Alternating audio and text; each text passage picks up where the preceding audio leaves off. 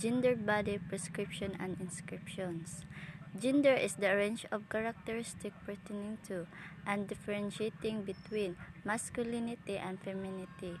Depending on the context, these characteristics may include biological sex, sex-based social structure, or gender identity.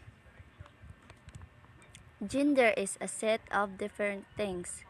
Sa isa ka characteristic na naga-refer between sa pagkalalaki o pagkababae. Depende na siya sa konteksto. Nga characteristic like biological sex, sex-based social structure, or gender identity. Stereotype. A gender stereotype is known by many as a sex rule.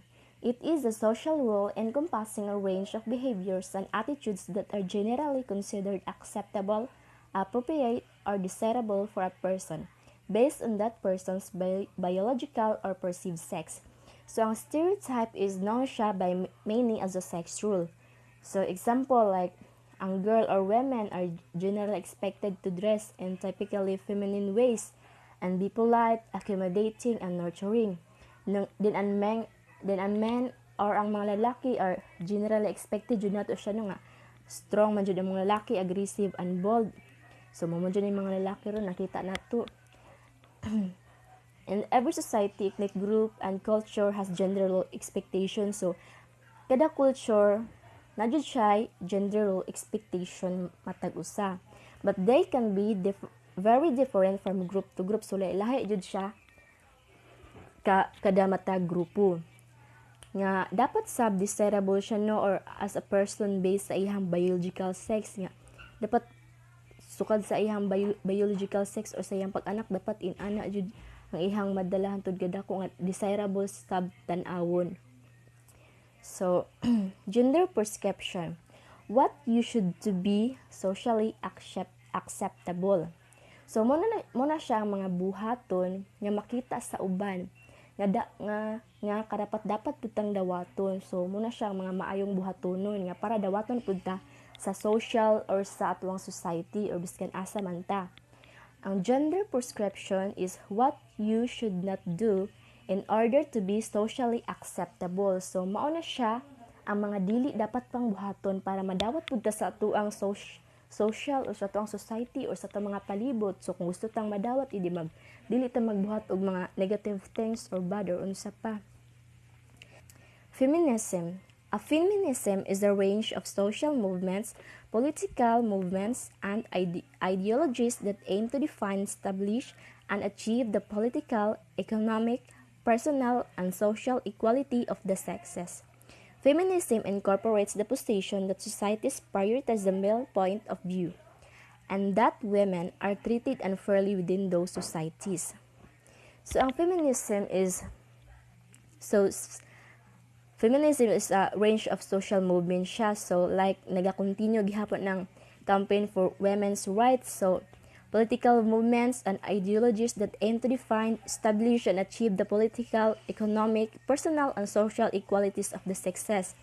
So, like, including na drang the right to vote, run for public office, work, earn equal pay, own property, receive education, enter contracts, have equal rights within marriage and maternity leave. So, feminism incorporates the position that societies prioritize the male point of view and that women are treated unfairly within those societies. So, ang feminism is usya siya ka position sa society nga mas gi-prioritize ang mga lalaki kaysa sa babae. Din ang mga babae kay unfairly treated jud sila within sa those society bisga asa nga societies. So kani nga part nga feminism is mura ni siya og katong sinaunang panahon gani nga position nga katurang mga lalaki nga ang naay right sa tanan og freedom tas ang mga babae nara sa balay walay freedom ang mga lalaki ray makagawas-gawas. So muna siya ang feminism nga gipakita or gipasabot ng lalaki lay ang lalaki lay gipalabi. So karon murag dili naman karon kay murag pantay naman ang babae ug lalaki. Kung unsay kaya sa lalaki kaya na pud sa babae, kung unsay naa sa lalaki na pud sa babae. So lahi ra jud siya. pagka-trait, lahat jud pagka-trait ang babae ug lalaki pag abot sa feminism, pero murag wala naman na Sharon, murag fair naman ang pagka-trait karon. Marriage. Over the years, gender roles have continued to change and have a significant impact on the institution of marriage. Gender roles can be defined as the behaviors, values, and attitudes that a society considers appropriate for both male and female. Traditionally, men and women had completely opposing roles. Men were seen as the provider for the family, and women were seen as the caretakers of both home and family. So, unsa di ay ang marriage? Marriage is mo ang babae ug ang lalaki kaslon. And traditionally, if nakasal na, then nanay mga anak, ang lalaki jud ang provider sa pamilya or mao ang manginabuhi. Then the woman is mao ang caretakers or naalang sa balay then magatiman sa mga anak. However, in today's society, ang mga rules is nagkaanam-anam na og kalabo. And kasagaran is the husband and wife are both providers for their family. More and more women are entering the workplace while more men are contributing to household duties. So that's it for marriage.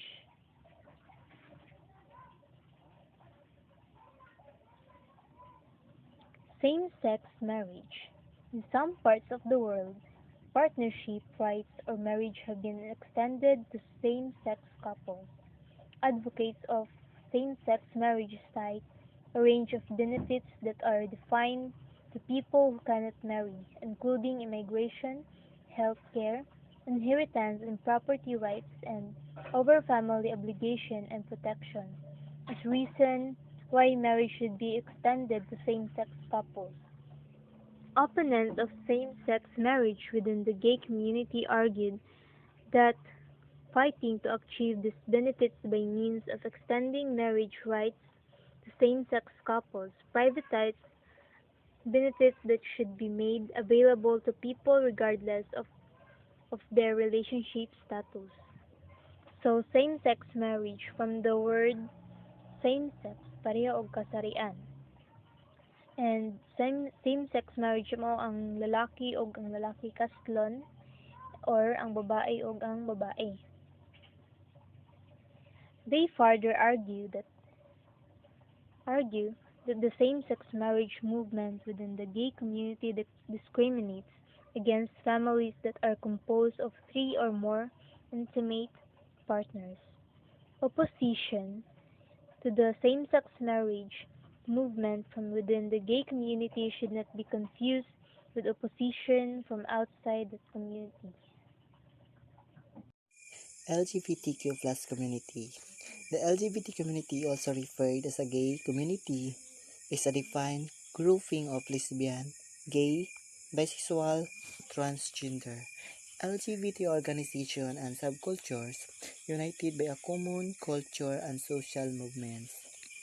These communities celebrate pride, diversity, individuality, and sexuality.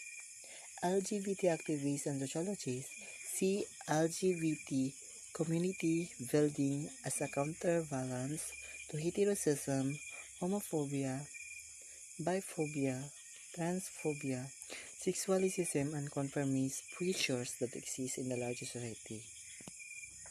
So sa atong panahon karon no is dako na yung mga kusaban, labi na nga nanay mga lesbian, gay, bisexual, or transgender karon. Yung kasagaran sa mga lesbian karon, kakapiling lalaki na gyud sila. Yung usahay na po yung mga kalipin karon ang mga lesbian. Then kasagaran po karon sa mga gay is magamit ng mga gamit ng pambabae, kagaya ng makeup, lipstick, or eyebrow, or iba pang mga gamit ng pambabae na ginagamit rin ngayon ng mga bakla. Then dagan po mga bisexual karon is magkauyab po sila sa scene nila nga bisexual. Kaya mga bisexual man gud karon is maibong sila lalaki or maibong po sila babae. Dilagan po mga transgender karon nga babae na sila kay tan-awon tungod sa ilang mga gipanggamit. nay uban nga nagatik og feels ug napoy uban nga nagaparitoki sa ilang nawong. Gender equality. Gender equality is equality of the sexes. It is the state of equal age of access to resources and opportunities regardless of gender, including economic participation and decision making, and the state of valuing different behaviors, aspiration and needs equally, regardless of gender. Gender equality is the goal, while gender neutrality and gender equity and practices and ways of thinking that help in achieving the goal. So, ang gender equality ay ang pagkakapantay-pantay ng kasarian para mapadali ang ilahang access sa resources and opportunities with regards to their gender, like equal lang estado or ilahang sitwasyon. For example, like sa gender equality in the workplace, dapat same lang ilahang salary for equal work with regards of their gender. It also means that if a woman takes time off from work to take maternity leave, for example, she will not be punished when she returns to work. So, ang gender parity, which is used to measure gender balance in a given situation, can aid in achieving gender equality, but it's not the goal in and itself. Gender equality is more than equal representation. It is strongly tied to women's rights and requires of policy changes. So, ang gender parity is the context of gender equality. Naga-refer siya sa equal contribution of women and men to every dimension of life, whether private na siya or public. Thank you. That's all.